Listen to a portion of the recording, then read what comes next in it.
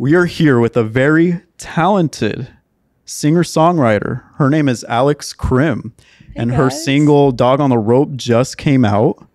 And tell us about how that all came about, Dog on the Rope. We'll get right into it. So I'm an 18-year-old singer-songwriter. Yes. There was this situation that I had with a person that I don't really talk to anymore, but I had a lot of feelings for them at one point, and I don't talk to them anymore. So it was, the whole song's kind of just reminiscing, like having that soft spot in your heart for someone, even if they've kind of done you wrong. Yeah. And just always having a little spot in your heart for them. So that's kind of what my song's about. Like heartbreak? Yeah. Yeah. So it just came out. And very catchy, by the way. Thank you. Yeah, very catchy. I love it.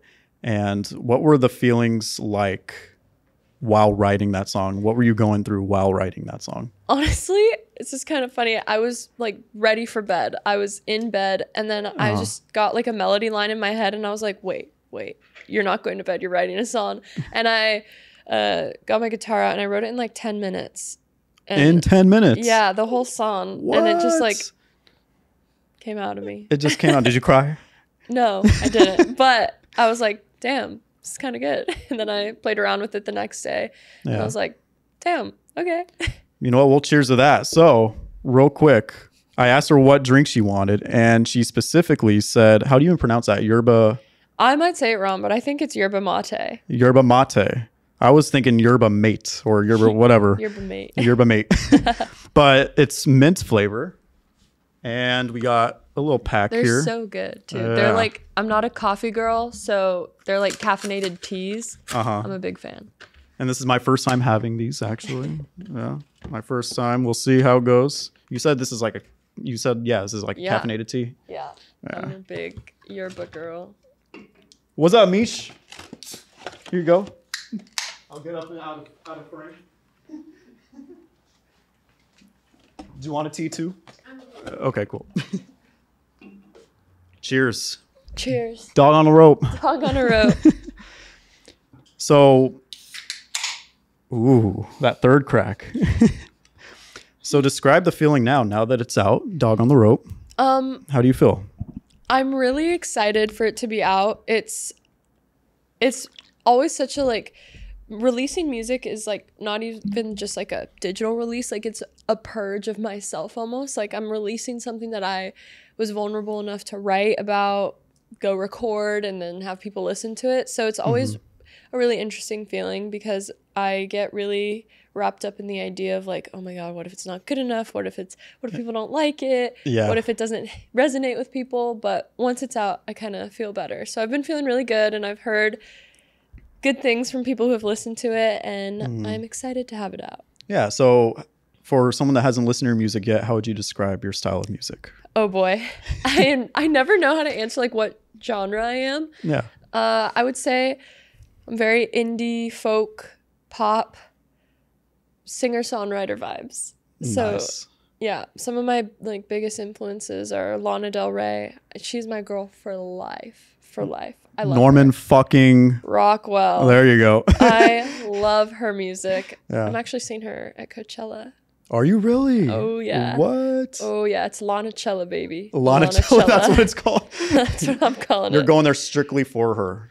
Mainly for Lana, yeah. Yeah. I'm very excited. First time seeing her live? No, I saw her back in 2017. Okay. But I haven't seen her in a long time, so I'm excited. When you saw her back in 2017, was that like, oh my God, she is the shit? Like, I want to be. Yeah, I was 12, and I was like, who is this magical woman? Was that like life-changing for you? Oh, for sure. Yeah. I don't know why I was listening to Lana at 12, but there's some of her lyrics are, kind of edgy. Can be. Oh, yeah, for sure. Go listen to Cola, the opening line of that song. She should not have been listening to it at 12. What's the opening line? I haven't heard it. I don't think I can say it on a podcast. Hey, we're open.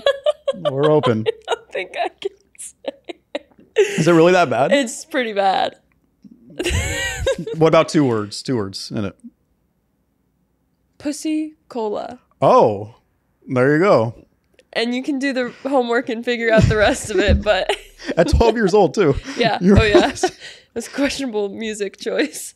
There you go. Well, obviously, you know, Lana Del Rey has had an impact on you, right? Oh, for sure. And you emulate your style, your writing style, from Lana Del Rey. Yeah. Yeah, I definitely draw a lot of inspiration from how she writes, and I've watched a lot of interviews of her and like just videos of her performing, and the way she's like creating art, and not just music, but within her music videos, they're like full-blown short films, and she's creating a whole new world for them. And like, It's like she's telling a story, huh? yeah, I love how she's a storyteller through her songs, because sometimes songs are just like, they're catchy, they're about the hook, they're about the money. It's like they're ghostwriters writing them. Lana writes all of her stuff, and it's from experience, and it's super vulnerable, and it's super real. It's authentic, and I really love that. And that's what I try and do with my music. Yeah. And I like how she writes, like she's writing poetry. Like she Just made straight up poetry. Oh man. Yeah.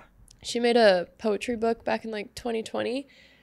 Her writing is crazy. I did not know that. Yeah. Wow. Okay. It's called Violet Bent Backwards Over the Grass. Oh, okay. It's pretty good. Sweet. I'm all for poetry, so maybe I should give that a read. Yeah. I recommend it. Totally. Yeah. Is there any inspiration? Anybody else that draws inspiration for you? Oh, for sure. Phoebe Bridgers. I love her. I own both of her vinyls. Yeah. Of Punisher, Stranger in the Alps. Yes. Yeah. Yeah. Such great albums. Yeah. I really love how her production is. I love those like dead drums, and she does this really cool thing when she's mixing her vocals. She doubles all of her vocals, and she has them just right in the middle. She doesn't pan them at all, and so it just feels like they're like right with you. And that's what I actually do in all my songs. I kind of stole that from Phoebe. I kind of caught that. Yeah. But yeah. I double all my vocals and just kind of leave them in the middle. Yeah. So I take a lot of inspiration from her and her songwriting. And also Hosier. Oh my God. Hosier, yeah. You just posted something about Hosier today, didn't you? Yeah. I did a cover. Yeah. But yeah, I love Hosier. Yeah. So a lot of inspiration from kind of almost in the same genre that you do. Yeah. It's like that. I don't want to say sad, but like almost a melancholic feel and a vibe, I guess. I find it really hard to write like happy songs because it's like I'm relishing in like happy moments. Like I don't know. I find it way easier to write like about stuff that I'm going through and like sadder things. So, and I feel like those artists also do that. And I've always listened to them. I feel like that type of music draws people in more than happy music, in my opinion. Yeah. People want to hear kind of what they have to say. Yeah, what they have to say, and maybe they're going through the same thing, and maybe it could help the listener go through whatever they're going through. Maybe it just hits them right in the heart, you know? Yeah. Yeah. So you've been writing music for how long now? I've been writing songs since I was probably 13 or 14, but like really pushing music full time, like a year now. I've been writing an EP, and you can hear it here first. I'm gonna release it in June. Oh, EP coming out in June. Yep, oh, I'm very excited. It's my debut EP too. That is exciting. Yeah. Wow. Congratulations. Well, cheers to that. Yeah. It's gonna be 6 songs, and I've got about 4 of them done so far. Nice. So, yeah. You excited? Yeah. Dog on a Rope is opening track of the EP. So that one's a little secret single. A little spoiler, you know. What's the name of the EP? This is a Austin Kelly Show exclusive. It's going to be called American Spirits. American Spirits. Yep. Yes. Why the name? Excited. So I have a song on it called American Spirits, and I wrote it about my grandpa. He unfortunately passed away back in 2019, but he was like my biggest music supporter, like when I sucked too. Like he would take you said when you sucked? Yeah, it was so bad for a long time. So bad. Like when I was learning how to play guitar and learning how to sing at the same time. Oh, I was horrible. So bad. Yeah. I feel bad for the people at those open mics. But he would always take learning. Me. I was learning. Yeah. He'd always take me to them. He'd always take me to Guitar Center. He bought me my first guitar. He was just like my biggest music That's so cool. supporter. Yeah. And he like believed in me when I didn't even really. I was like, man, I'm not good. And he's like, no, you are. And yeah, so I wrote a song for him, and it's kind of, I wanted to dedicate my first official professional project to him, since he was the first one to believe in me. Oh, that's really cool. Yeah. Yeah. That's cool that he was like the one that believed in you too. Even like when you said when you sucked. It was so bad. Yeah, that's cool. He saw something in you too. I mean, not just the fact that you were his granddaughter, but he believed in you. Him and I, like growing up, he was very into like the 60s and 70s folk music. And he is the one who got me into all that old music. But him and I would sing a song called Froggy Went a Courtin' when I was, I don't know. I remember singing it at like 3. And what's the name of it? Froggy Went a Courtin'. It's like an old American folk song. There's so many different versions of it, just like passed down. Bob Dylan did a cover of it. There's just so many versions. Bob Dylan, a classic folk artist. Yeah. And that I'm gonna have one cover on my EP, and it's gonna be that song. So another little piece of grandpa in it. That's awesome. Yeah, I feel like, man, the fact that you're doing that too, the dedication to your grandpa, like that is very awesome. Yeah, that's really cool. I'm excited to do it for him. So when you perform live, do you also think about your grandpa when you perform live? Yeah.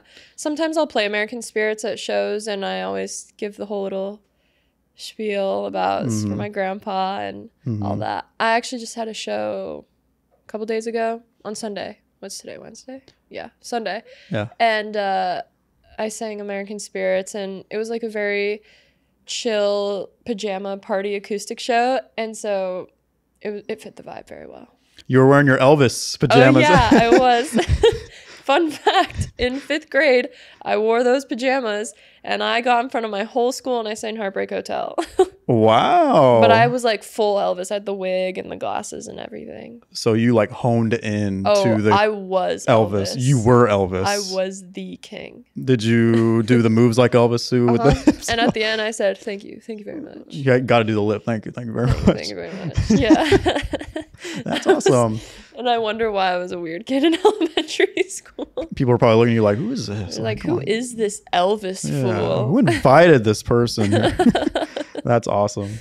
So you performed. Tell me more about the venue you performed at on Sunday. Is it a new venue? Yeah, so they're pretty new. I think they opened in January. It's called Their Space, and they actually have like a screen printing shop too, which is really dope. Yeah. So back in February, I saw my friend Veronica Everhart play there. She's dope. Shout out Veronica. I love Veronica. She's so nice. And then I was talking with some other local artists. I was talking to Sarah June about like doing like a little acoustic show, because Sarah June hosts Femmes of Phoenix house shows, which are really fun and really cool, and you should totally check a show out there every month. That's also a new thing that's been popping up. Yeah, I did that like 2 weeks ago. She was wanting to get a group of girls together to get in our pajamas and sing little acoustic sets, and Veronica was saying that they were doing something like that too, and she suggested we did it at Their Space, and it's such a cute venue, and I love what they're doing with the space. And it looked very intimate too from the videos. It's super cozy. I think it's like an old house that they renovated, kind of something like this. Does it split the building too with the screen printing? Yeah, they're in this. There's a wall, but yes, they're in the same spot. But yeah, it was really, really cozy and really fun, and I loved playing there. The sound was surprisingly so nice in there too. They really had it dialed in. Yeah, I first heard of the place when I saw Prime Society perform there. I'm like, wow, this is a new venue. I kind of want to check this out at some point. It's super small. Is it small? Is it smaller than the Rebel Lounge even? Oh yeah, way smaller than the Rebel Lounge. Yeah. Okay, I think maybe half of the Rebel Lounge. Oh yeah, that size. Definitely, yeah. So that's cool. It makes it more intimate, and you're part of the show, whoever you're really watching. Fun. Yeah, I loved playing there. Yeah. So describe the feeling of you performing live. If for someone who hasn't seen you perform live yet, how would you describe your stage presence? Yeah, and how you are as a performer. I do all solo acoustic sets right now. I have a band where we've been rehearsing, but we haven't played any gigs yet. But so mainly I do my acoustic solo stuff, and I take a lot of pride in the fact that I try to engage with the crowd and like, you know, make it fun. Like everybody's on this earth to have fun and enjoy art. Why not? It's not that serious. Like you You can't spell art without earth. Or you can't spell earth without art. Oh yeah, you can't spell earth without art. Yeah. Did I just fumble that? Just a little bit, but it's okay. Cool. Yeah. It's okay. Let me redo that. You can't spell earth without art. There you go. That's going to be a cut. There we go. And yeah, so I think a lot of the time smaller artists get really caught up with like making sure everything's perfect for their shows, which I definitely fall victim to, but it's really fun to just have fun with it. And like you're going up there to do what you love. And so yeah, I just kind of engage with the crowd. I make jokes. I sing my songs. I wear my little stage outfits. I put my bows in my hair and I have a good time. Yeah, that's what it's about. Just having a great time and engaging with the crowd, having fun. Yeah. You know, doing what you love. Yeah. I want to talk about you when you performed at the Crescent Ballroom. Oh, yeah. And you opened for Danielle Durack. Yes. I love her music so much. She's awesome. She's so sweet too. She was really nice.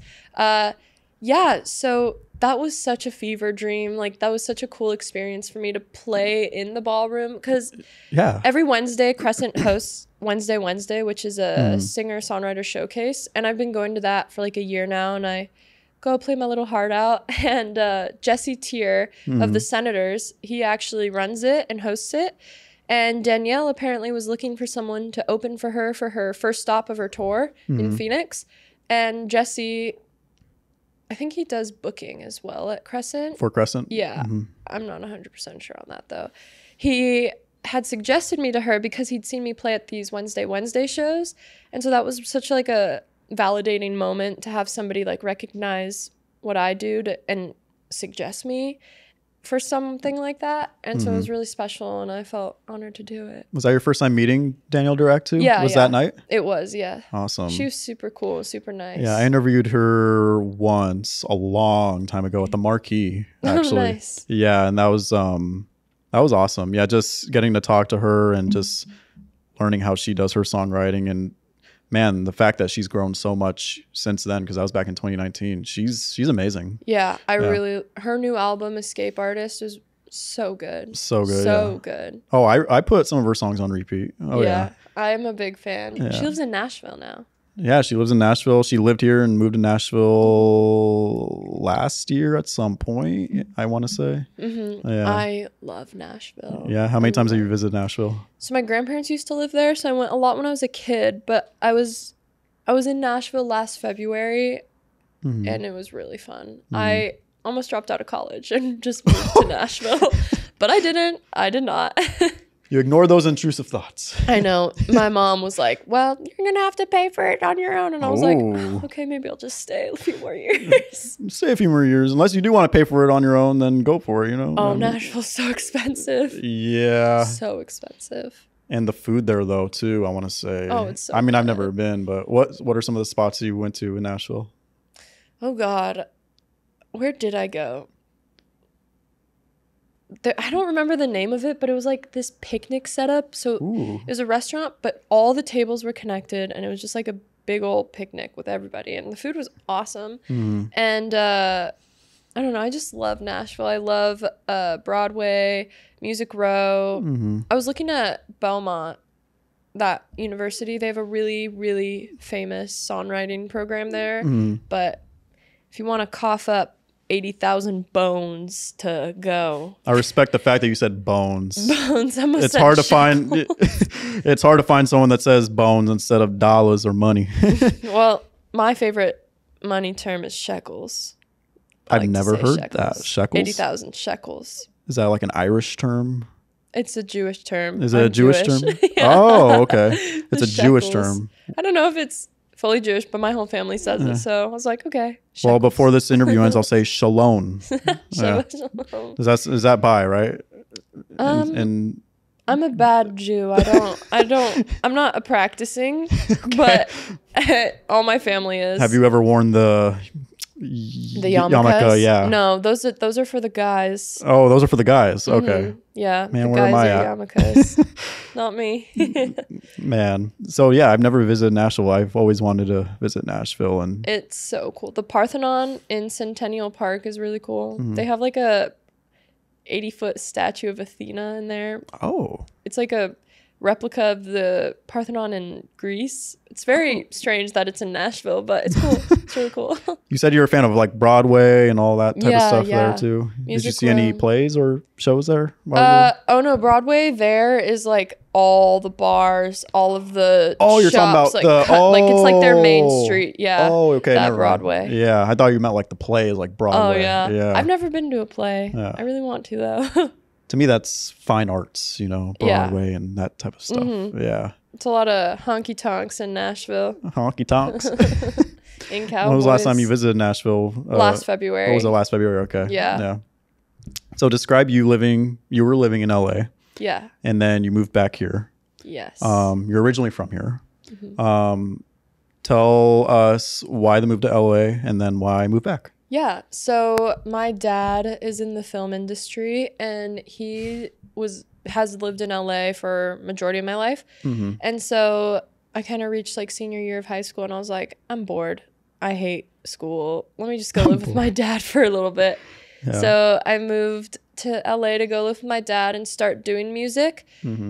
Because I knew I wanted to do that. But at first I was really interested in film. So that was a big reason I went out there to work with my dad.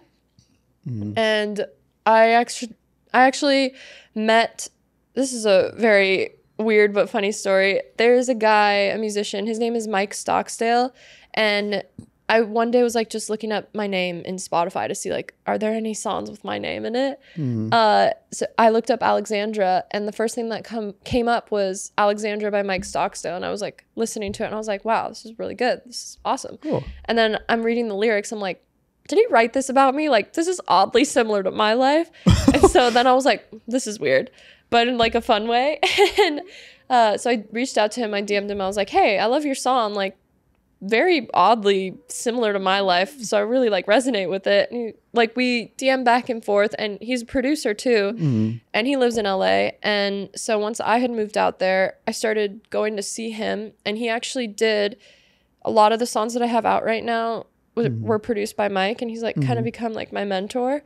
Cool. And yeah, so I would go see him once or twice a week in LA. I was starting to do radio interviews over there for Dash Radio, playing around little venues there. I miss LA so much. But I moved back for college and California college prices are real high. I don't even want to know the prices of that. No, you don't. But are you an LA girl at heart over Arizona? I think so. Really? Arizona will always be home. Oh yeah, of this course. is home. But when I'm in LA, the magic of like just the arts industry, like whether it's film or music, like all of it, fashion, it is so welcoming and I love it. I love the not really the influencer culture, but the music culture in LA. Oh yeah, definitely. I love. And I love Topanga and Laurel Canyon. Like all the places where my like 60s and 70s rock and roll folky singer-songwriter heroes like got their start. I love going to like see like their old houses or like spots that they would the beginnings of how they became about, you know. Yeah. So do you see yourself moving back to LA at some point? Definitely. You're like, definitely. I really miss LA. I really miss it. You're like, I really miss LA. Really miss LA. Yeah. Do you still keep in touch with your mentor? Yeah. We talk like every all day. the time. Yeah. He lives there though, right? Yeah, in Culver City. Okay, cool. Yeah. So LA is a big hub, a big bubble. I just came from visited LA because my best friends moved there, left me here hanging. But they're doing music. That's why they moved there, because they're doing music too. And I told them, you know what? You guys are the driving force of me wanting to move to LA. And when I visited, I'm like, I gotta first save money to move out there. Oh yeah, it's expensive. Save money to move out there. And what area were you looking at? So it ranged between San Diego and Thousand Oaks. Oh, that 2 is hours apart. a big And obviously LA is like gap. kind of right in the middle and all that. So, but yeah, I mean, where they're at, which is in Thousand Oaks, beautiful area, nice That's the area. valley, right? Yes. Yeah. Yes. Yeah. Kind of like the on valley. the edge Mm-hmm. of LA, kind of. Mm-hmm. Yeah. And I thought about moving to LA this year, but I just don't think that's happening this year. I see 2025 being a more feasible year for that to happen because I still got shit to do here. So very fair. Yeah. LA is a very, I don't even know how to describe the like magic of it. There's so much going on there. There's a lot. But then nothing at all at the same time, if that makes sense. Yes. If it does. It's like there's so many like little pockets of things going on, and like you just need to know like what people, or you need to know like the right people to get into those pockets. But if you don't, it's like there's nothing. So I don't know. I feel like LA is all about connections. Oh, for sure. Yeah. For sure. You have to know someone in order, especially, I mean, obviously you do music, and then this is what I do. So, and I even checked out podcast studios in downtown LA, and there were some beautiful ones. And I'm like, oh, I could picture interviewing this celebrity in this location, this, that. But anyways, like with that type of being in the entertainment field, I feel like you have to know people in order to like work your way up. And definitely easier to get a start in LA if you know people. Yes. Which I have found out. Yeah. Luckily for me, my dad has done his time in the film industry to have some pretty decent connections. And my cousin Lexi Pantera, she also has lived in LA up until like 3 years ago, her whole life, and she's a pretty big influencer on like Instagram. So having her as like a middleman to get me into a few things was really helpful. Yeah. Yeah. You got to know someone. Yeah, that helps a lot. Yeah, she was helping me get those radio interviews and get into playing some places. That radio interview I saw, was that your first ever interview? Were you nervous at all going into that? No, actually, I really wasn't. It was really fun, and it felt really validating again to like have somebody want to talk to me about my progress and the stuff I've been doing. So it's a feeling I love, and I've never really been scared to speaking in public, or I mean, I perform on stages. And you performed as Elvis in front of your fifth grade that students. took some balls that I did not know I had as a fifth grader. Like I got up there and I remember like the butterflies in my stomach. I was like, oh God, what am I feel like doing? if you could do that, then you could do anything. Yeah. If you can perform as Elvis, you can do anything. Yeah, because I mean, that takes balls, man. I was like 10. Yeah. Congrats to me at 10. Yeah, well, might as well cheers to that too. We'll cheers to that. Another cheers. Another cheers. But yeah, performing's always been just really fun for me, and I was definitely the kid to like make my family like sit on the couch and watch me sing songs to them. Yeah, I mean, like I'd pull up my karaoke tracks and be like, all right guys, let's run it back. Run it back. This is my time to shine right now. Spend all night just like all eyes on me, spotlight on me. Or like my cousin and I would make dances to songs, and we'd gather everybody and like make them watch us. Wow, even the dancing. Wow. Oh, I cannot dance, but he can. My cousin Isaiah is a beast at dancing. Have any of your parents seen you perform live? Yeah, definitely. My dad now lives in Hawaii, pretty far. Yeah, he moved from LA. From LA to Hawaii, wow. Yeah, and so he hasn't been to too many of my shows. Just there's a casual 2,800 miles between us, but it's a casual 2,800 miles. No biggie. It's a quick flight. Yeah. But my mom, she lives in Scottsdale, so she comes to a lot of my things. Oh, cool. She's at a lot of stuff. And cool. I play for them at home too. Like when I write something new, they're usually the first ones to hear it. So yeah, they see me play a good amount. Yeah, they're probably, like you said, the first people to watch you play before any of your new music comes out. Yeah, definitely. Like whenever I get out of a recording session, like I'll send like the demo take to my parents, and I'm like, "What do you think?" Like, so they're my guinea pigs. Yeah. How important is their critique to you when you do that?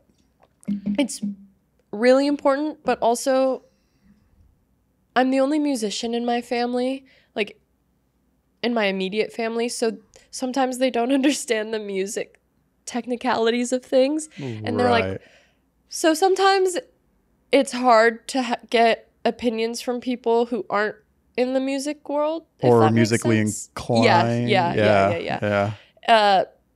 But like to the most of their capacity or capabilities, like I value their opinion a lot. Yeah. Well, yeah, because they know you and know. Yeah. I always like turn to Mike a lot. I find myself asking Mike a lot of the time, like, what do you think? What do you think I could add? What do you think this needs? And he always gives me a lending ear. And my producer now in Phoenix, his name's Jordan Rollin. Love him. He's so nice and he's great. He has like a little studio at his house and we record there. Jordan and I are the dream team. We get shit done. Dream team. Oh yeah. We like bust a song out a day. Like I'm there for like 12 hours. Grinding. We grind. Yeah. Wow. Yeah. Like Dog on a Rope, we recorded everything in one day. And then like obviously I should not say he is like the magician on the mixing and mastering and all that. He does all that and makes it really fine tunes it. But the magic behind. Yeah, he's the music man for sure. The wizard. Yeah, the wizard. Yeah. But he really is playing such a huge role right now with me and I am forever grateful for that. How long have you guys known each other for? I think I want to say like a year, and we've been recording stuff together since like November. So not super long, but him and I like clicked, which is all you could ask for in like a music partnership. Yes. And so it has to click. There has to be some sort of chemistry when you're working with someone. For sure. Yeah. It's so nice to like vibe with someone on the same music level. So it's really cool. You got to treat it as something you love, your passion for it, rather than a business in a sense. Yeah. Not to say anything about my friends, but they made that mistake once. So yeah.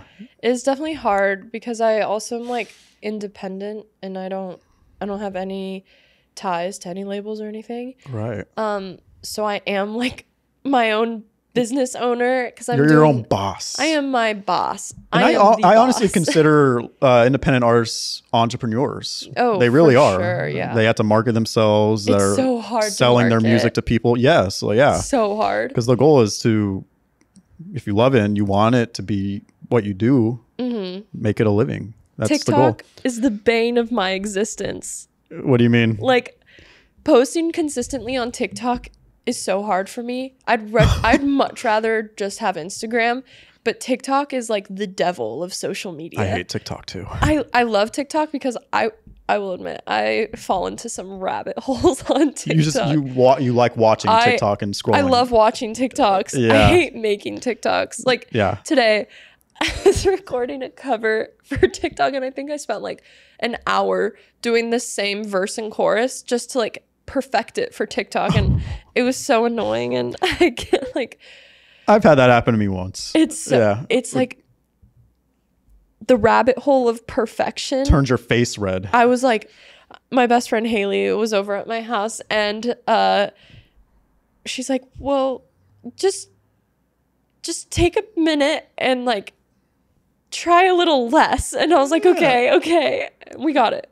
Simplicity is key a lot of the times, you know. Oh, it's so frustrating creating like little videos and covers. Yeah, I love it, but I hate TikTok. It's easier. I honestly, Instagram's easier. I love Instagram. For it's me. So easy.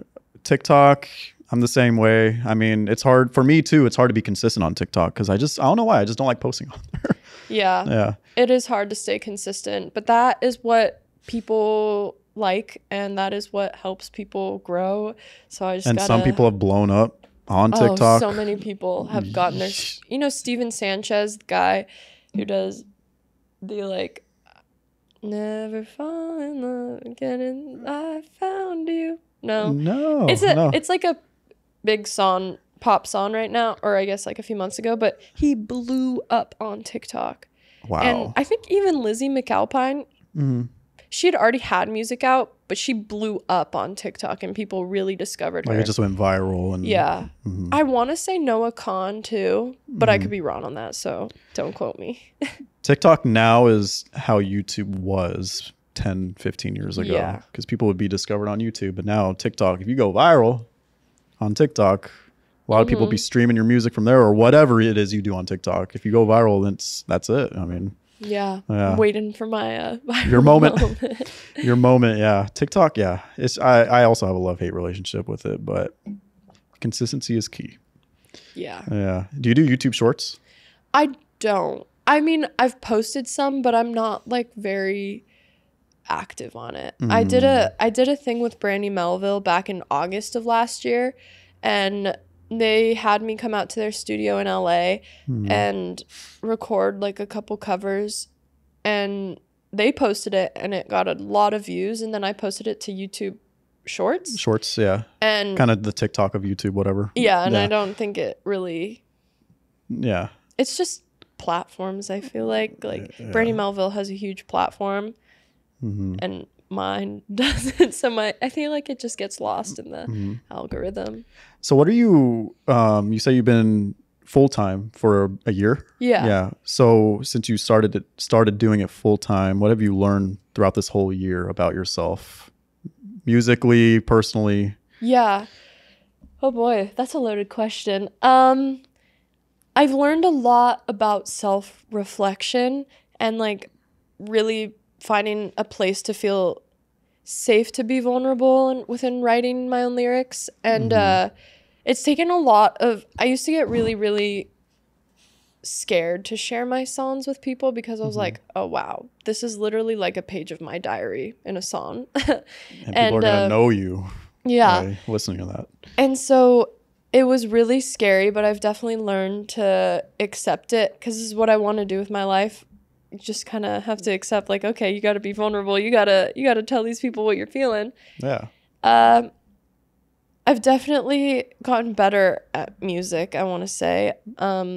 Like even looking at songs that I wrote a year ago that I have like buried in my notes app and stuff I've written recently, like my writing is just like evolving and blooming into something I didn't think it could ever be. And I don't want to say I doubt myself, but I'm always like, oh, I don't know if I'll ever write a song better than this one. And then I write a song better than that one. And then I write a song better than that one. So you're getting better each. Yeah. It's been really, really interesting to see my growth through writing because I love to write. I always, even as a kid, would write poetry. Like that's how I like turn a lot of my songs into songs. I start them off by poems and then I kind of pick and pull from things and that's cool. Create. Yeah. But it's like a puzzle. Yeah, I think the coolest thing about doing it and being able to see progress is seeing my growth. I really like that. And growing like fans and like people who want to hear new music from me and who like my lyrics and all of that. It's such a validating feeling, and I love that. And seeing how many more people I can reach in the next year or something. The next year, and then who knows, you're going to be reaching a whole new wave of people, I'm sure, with your EP coming out. Hopefully, yeah. Yeah, because I feel like the more you keep doing it consistently, I mean, you're growing tremendously as it is already. So like imagine you in 5 years from now, 10 years from now. Wow, that's a crazy thought. Yeah. And 10 years from now, you'll be my age. Yeah. Isn't that crazy? I know. Gosh, 10 years is a long time. Damn. Yeah, thanks. Yeah, it's a long time. Yeah. Yeah. Now I'm thinking.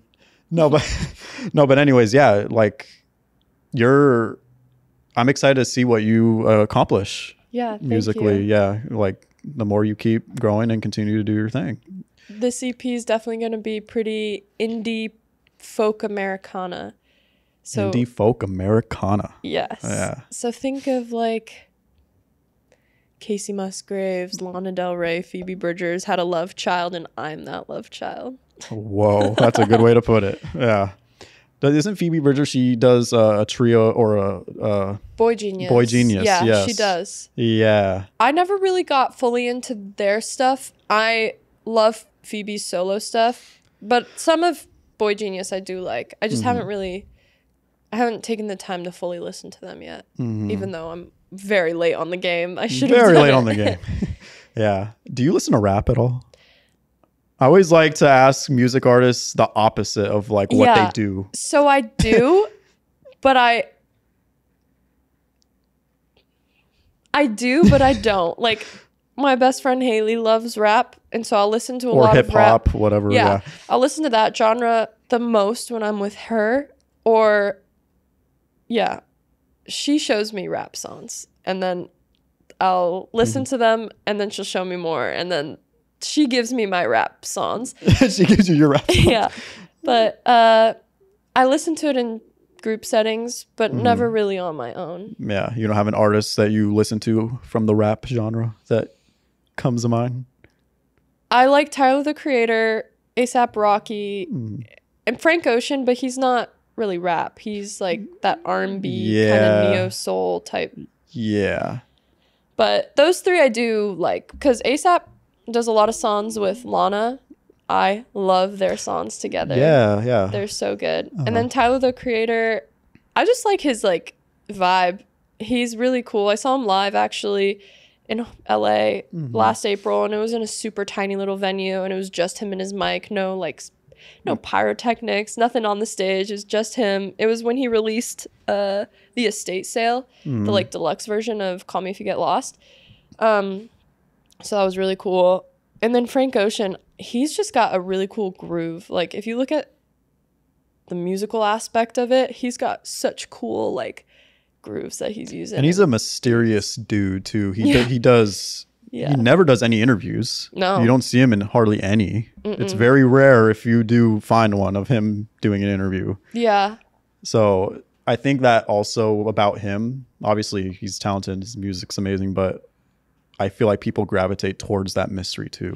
Yeah. And the fact that he hasn't released anything in so long. It's been a long time. But he still has such a grip on people. Yeah. I really like his songwriting too, I'm not going to lie. Pilot Jones is probably one of my favorite songs off of Channel Orange. Oh, okay. Yeah. Or my friend Levi's a huge Frank Ocean guy. Yeah. So. My cousin Isaiah is a big Frank guy. And my best friend Haley. Okay. Yeah. We love Frank in this house. You're like, we love Frank. Yeah. We love Frank. Yeah. Do you own any vinyls? Oh, I'm a big vinyl collector. Yeah. I've been collecting my whole life. I have a tattoo of Grateful Dead vinyl. Whoa. I love that. Looks vinyls. fresh. I got it in October. That still looks fresh. Thank you. He did a really good job. Wow. Yeah, I am a big vinyl girl. Yeah. Do you own a record player? Because I know a lot of people collect vinyls, but I'm one of those people. Yeah. I do have a record player. Yeah, I love going to Zia and Stinkweeds and East Side Records, which is right next to Zia and Tempe. I really I love it so much. Amoeba in LA. I think Nile has a record shop now, if I'm not mistaken. Oh, I think so. That's cool. I've never been in it, but I think they do. What's your favorite record that you own? So, man, that's a tough question. I honestly, probably right off the bat, Dog Problems from The Format. Okay. Or another one of theirs, Interventions and Lullabies. I think that's one notch above Dog Problems, actually. So yeah, one of those two. Nice. Yeah. Nice. Yeah. What about you? Oh God. I love all of my Lana records. I just find my rule with vinyls is that unless it's like through the artist website and it's like a pre-order, I will not buy them online. I have to find them in store. Oh. That's like the satisfying part of vinyls for me. I finally have her entire discography, and it took me like 4 years to find Honeymoon on vinyl, which is her, I want to say her 4th album. Well, because you're not doing it online, so you're just waiting. I'm just waiting to see. I was looking at every store I ever went to see if there was Honeymoon, and I finally found it like a month ago. Surprisingly, Barnes & Noble has... They have a great selection. Yeah. I just found Hosier's new album, Unreal on Earth, at Barnes & Noble like 2 days ago, so I bought that. You're just like, you bought it. You're coming home with me. Tinashe's new album. Do you know Tinashe? She's like an R&B singer. That's also one of my favorite albums. Nice. Yes. Yeah. Yeah. I love them. It's so cool to be able to like hold music. Yes. Just hold it. It's different compared to just streaming it. I want the physical, even if it's a CD. Sounds better too, in my opinion. And the vinyl, yes. The vinyl, I feel like the vinyl sounds are classic. They have a distinct sound. They're timeless. fuzz. The fuzz, yes. Yeah. And yeah, I just think vinyl has one of the best sounds with CDs, like the digital stuff, like with CDs. It just doesn't sound as good if you're comparing the two. Yeah. Yeah. It's just, yeah. So with the vinyls, yeah, like you said, the fuzz, it's just a timeless sound. It sounds so good. It. Yeah. I also really like cassette tapes. I think those are cool. Yeah, cassette tapes. Yeah. My dad owns a lot of those. Yeah. My dad gave me some of his. So I have that. I have a little Walkman. So sometimes I'll throw that on if I want to like walk around or something. Walk around. Walk around with my Walkman. Yeah. But yeah, I also love old music, like Grateful Dead. I love Simon and Garfunkel, Joan Baez, Joni Mitchell, like all that 60s, 70s scene. I'm there. I always tell my mom, if I were my age right now in like 68, right near Woodstock era. Oh yeah, I told her. Would you go to Woodstock? In a past life, I was definitely a groupie. No shame. Those girls, awesome. You would have gone to Woodstock too in '69. Oh yeah, for sure.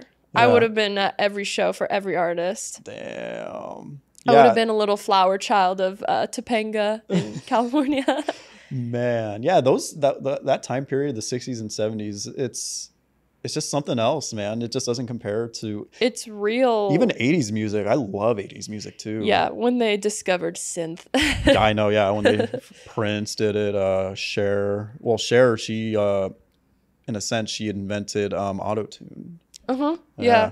I like to call the 80s the one-hit wonder decade.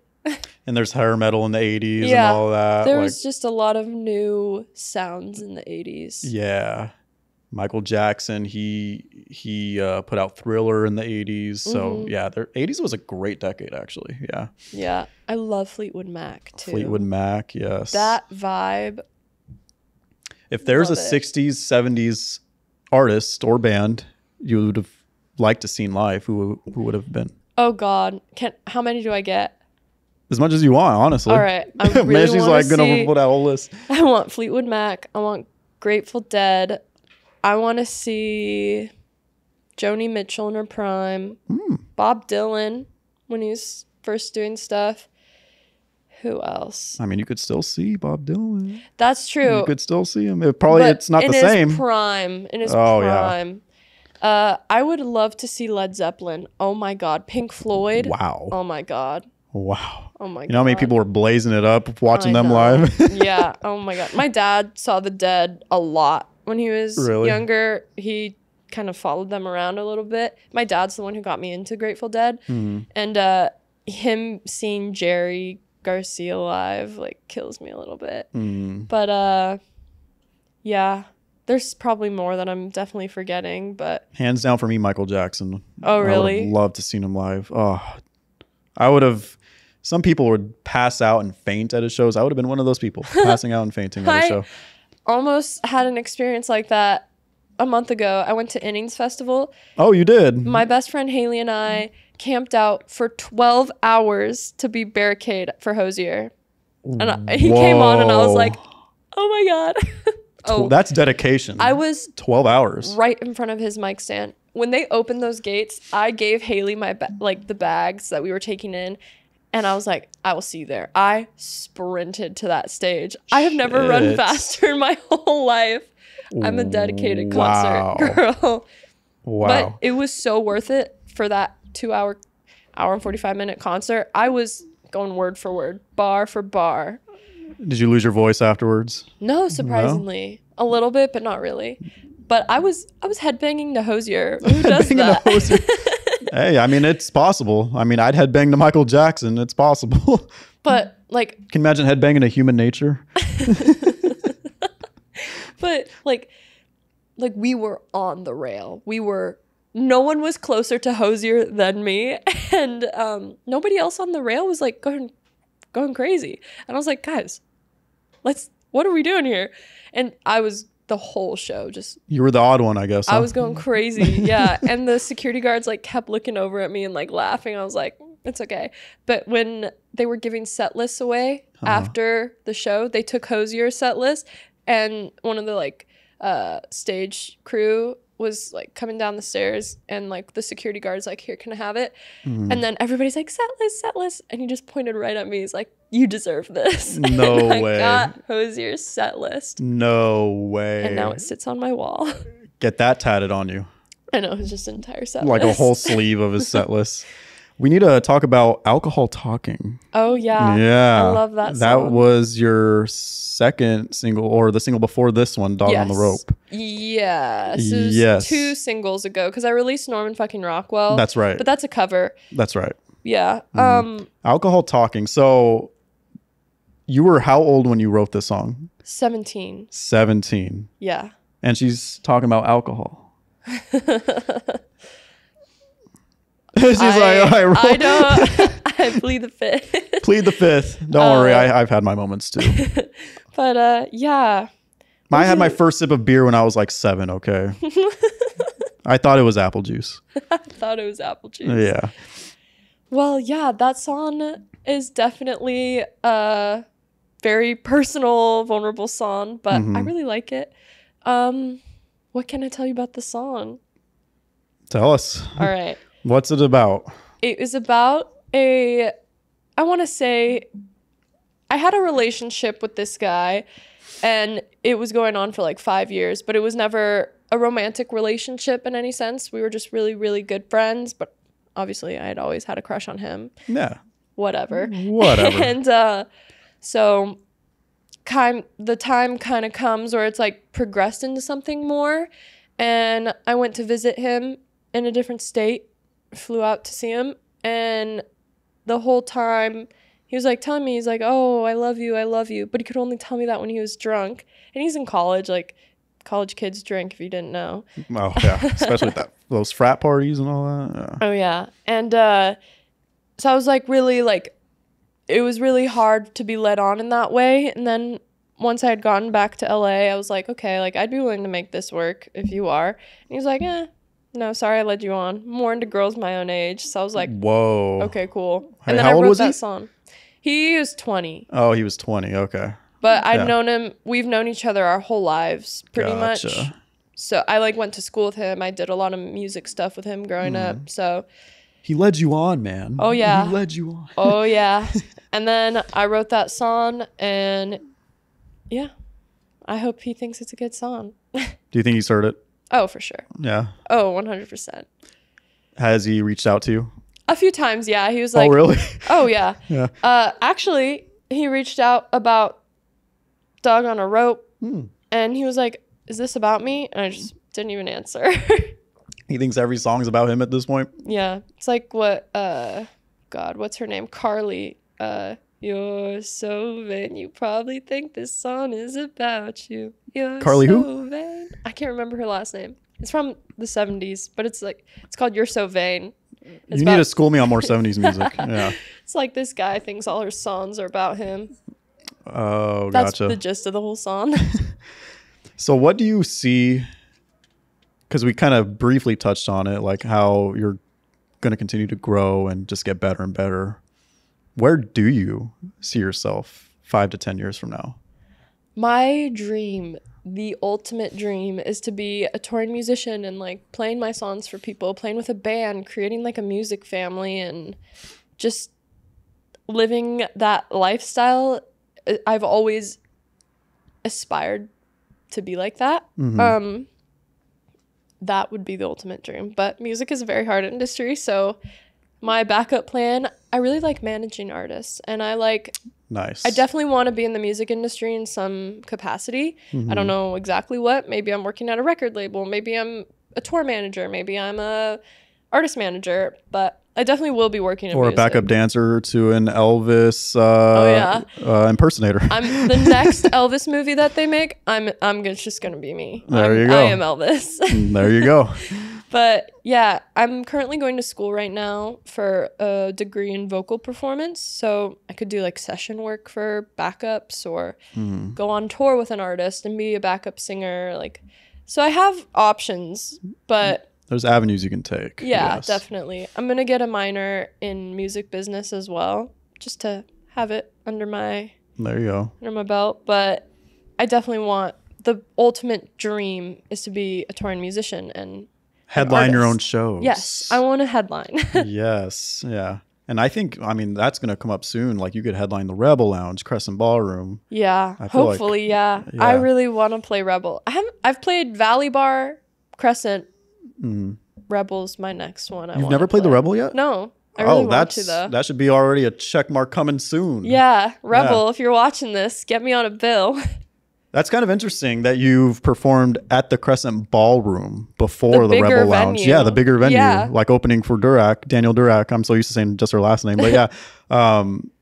Because usually a lot of people perform the Rebel Lounge first and then Crescent Ballroom or whatever. Yeah, I know. I was thinking about that too. I was like, I jumped a step here. Yeah, you jumped a step. Yeah, but Rebel Lounge, it's a great venue too. The sound there is awesome. Won Billboard #1 venue under 500 capacity. Isn't that crazy? Yeah, in the whole country. That's awesome. That's nuts. Yeah, I would have never thought that too. I want to see my name on the sign. Yeah, I know the classic sign. Yeah, Alex Krimm. Yep. Yeah. I want to see take a picture of it. Oh, I'm expecting to see those social media posts soon when that time does come. Oh yeah. Yeah. Rebel, get me on a bill. Yeah. Well, our time is just about up, unfortunately. Oh man. Any last words for even just yourself or your fans, whoever may be watching and listening to this? Yeah. Thank you so much for having me come and talk. It's really an honor that someone wants to talk about my music with me. There you go. And yeah, be on the lookout for my project this June. I actually want to host like an album listening release show party sometime in June. That would be amazing. Maybe Rebel Lounge. You want to hit That would be amazing. Yeah. Yeah, just thank you for listening to my music and doing this with me. And yeah. Catch her on Spotify, Apple, Tidal, YouTube, all of that. YouTube everywhere. And then wherever she's performing live next. Yeah. Do you have any upcoming shows? Yeah. Next Wednesday, I am going to be performing at Wednesday at Crescent Ballroom. Oh, next again. Wednesday. Okay. Yeah. Or April is 3rd. it this upcoming Wednesday? April 3rd. So yeah, so this upcoming after Easter? Okay, cool. Yeah. And Mike Stocksdale, my producer from LA, is actually coming through town because he's playing the Tucson Folk Festival. And him and I are doing duets at that because we're singing the Alexandra song. There you go. Full circle. That's awesome. Yeah. Yeah. Really excited to play with him. So you got a lot of exciting stuff coming. Yeah. And if you follow my social medias, I always post all my information there. Even on TikTok? Sometimes. Sometimes on TikTok. Sometimes on TikTok. Yeah. Mainly Instagram. With the reels and all that fun stuff, posting and all that. Instagram's just easier than TikTok. So much easier. Yeah. Well, let's cheers. One last cheers to end it. One more cheers. Thank you for coming on the Austin Kelly Show, Alex. And I look forward to seeing you. I've never seen you perform live. You gotta come to a show. I need to see you perform. You gotta get on it. Yes, I do. When I'm not working late with my clients, I'm there. Yes. Wednesday. I don't work late on Wednesdays. April 3rd, 8 p.m. There Crescent we go. Ballroom. There's all your information. I'll get some of their burritos too while I'm at it. So good. I know they're so good. And show off your shoes for the camera. There you go. Got some fur on them. The Nikes. The Nikes. There you go. And my worn out Reeboks. Thank you guys. Thank you. Sweet.